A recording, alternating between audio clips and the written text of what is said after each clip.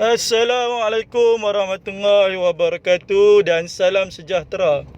Hari ini kita akan belajar tingkatan 4 KSSM bab 3 Konflik Dunia dan Pendudukan Jepun di negara kita. Di bawah tajuk kecilnya Nasionalisme di negara kita sebelum Perang Dunia. Sebelum cikgu nak mengajar, cikgu nak minta semua guru dan pelajar-pelajar untuk subscribe video cikgu ni agar cikgu boleh menambah lagi tajuk-tajuk yang lain. Kesedaran awal nasionalisme di tanah Melayu dapat dilihat dalam 5 aspek. Yang pertama, pengaruh gerakan Islah di Timur Tengah. Yang kedua, pengaruh gerakan Pan-Islamisme. Yang ketiga, penentangan Tok Janggut. Yang keempat, pengaruh Empayar Osmaniyah. Dan yang kelima, peranan akhbar dan majalah. Okey, kita lihat yang pertama dulu. Pengaruh gerakan Islah di Timur Tengah. Pengaruh gerakan Islah di Timur Tengah dalam memajukan Islam dan menentang penjajah. Ada berapa matlamat gerakan Islam di Timur Tengah? 2 matlamat. Yang pertama, memajukan Islam dan yang kedua, menentang penjajah. Tindakan British untuk menyekat pengaruh tersebut. Yang pertama, British mewujudkan enakmen Undang-Undang Islam 1904 di mana sesiapa yang mencetak dan mengedarkan tulisan berkaitan dengan agama atau politik Islam tanpa kebenaran sultan dikenakan hukuman penjara. Tak boleh cetak, tak boleh edarkan tulisan tanpa kebenaran sultan. Yang kedua, 2 badan penyiasat diwujudkan untuk mengawal gerakan Islah. Iaitu yang pertama, Jabatan Siasatan Jenayah dan yang kedua, Biro Siasatan Politik.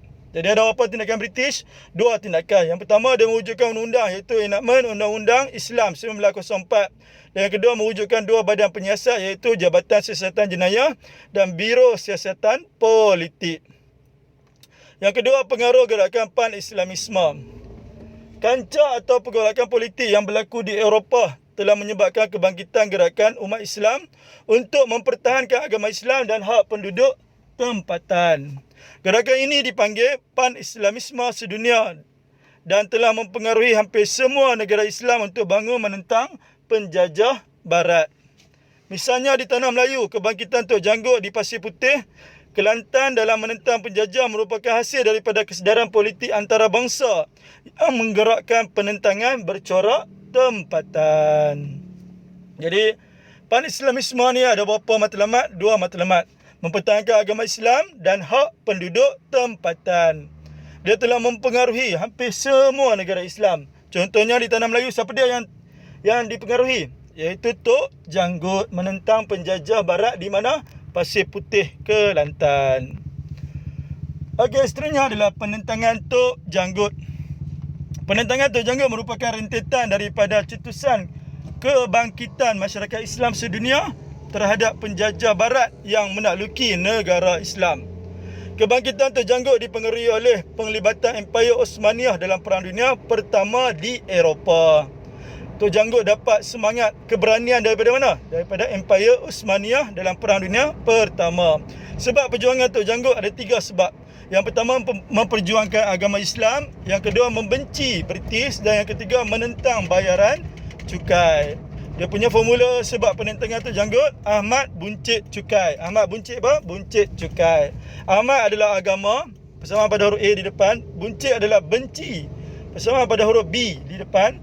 Cukai adalah cukai juga. Jadi apa formula sebab penentangan Tok Janggut? Ahmad benci, Ahmad buncit cukai. Ahmad tu apa? Ahmad tu agama Islam. Buncit tu apa? Benci penjajah barat ataupun British. Cukai itu adalah menentang bayaran cukai. Okey, seterusnya pengaruh Empayar Osmaniyah. Pelibatan Empayar Osmaniyah dalam Perang Dunia Pertama telah menyebabkan British mengambil langkah berjaga-jaga terhadap kebangkitan penduduk tempatan. Pemimpin negeri Melayu menyokong Khalifah Empayar Osmaniyah dalam Perang Dunia Pertama kerana menganggap pelindung umat Islam dan penaung tanah suci Mekah dan Madinah. Jadi ada apa sebab pemimpin tempatan di tanah Melayu menyokong Empayar Osmaniyah dalam Perang Dunia Kedua? Dalam Perang Dunia Pertama ada 2 sebab. Yang pertama, pelindung umat Islam dan yang kedua, penaung tanah suci Mekah dan Madinah. Okey, last sekali peranan akhbar dan majalah. Disebabkan kegagalan penentangan Tok Janggut, masyarakat telah mengubah corak penentangan terhadap British menggunakan akhbar dan majalah. Tindakan British mengeluarkan undang-undang untuk menghalang orang Melayu menyatakan sikap politik mereka. Yang pertama, mengawal kebebasan bersuara. Yang kedua, menyekat penerbitan akhbar dan majalah. Yang ketiga, mengawal kegiatan berpersatuan. Dan yang keempat, kawalan ketat British terhadap semua aktiviti yang boleh mengancam kedudukan British. Hal ini menyebabkan kesedaran kebangsaan dilakukan secara sulit dan tidak meluas dalam akhbar atau majalah Melayu sebelum Perang Dunia Kedua. Jadi akhbar dan majalah meluas tak? Tidak meluas. Dilakukan secara sulit. Walaupun Tok Janggut dihukum gantung dan dibunuh dengan sangat kejam, tetapi kebangkitan semangat kebangsaan tidak pernah luntur. Orang Melayu masih lagi bangun dengan sangat bersemangatnya menentang menggunakan apa pula? Menggunakan akhbar dan majalah. Okey, kita lihat contoh soalan struktur. Markahnya 2, 2, 2, 2, 2, iaitu 10 markah. Okey, kita lihat soalan A dulu. Soalan A ditanya, namakan dua gerakan Islam yang memberi pengaruh terhadap kesedaran awal di tanah Melayu.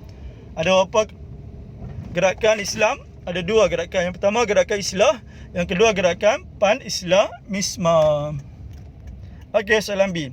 Penentangan Tok Janggut merupakan rentetan daripada cetusan kebangkitan masyarakat Islam sedunia terhadap penjajah barat. Nyatakan sebab penentangan Tok Janggut terhadap British di Pasir Putih, Kelantan. Ada formula tak? Ada. Apa formulanya? Ahmad buncit cukai. Jadi tengok di ruangan jawapan, ada nombor 1 Roman, 2 Roman tak? Tak ada. Jadi jika tak ada, jawab dalam bentuk ayat. Setiap ayat wajib ada apa? Ada pembuka. Jadi pembukanya, sebab penentangan Tok Janggut terhadap British di Pasir Putih, Kelantan ialah memperjuangkan agama Islam.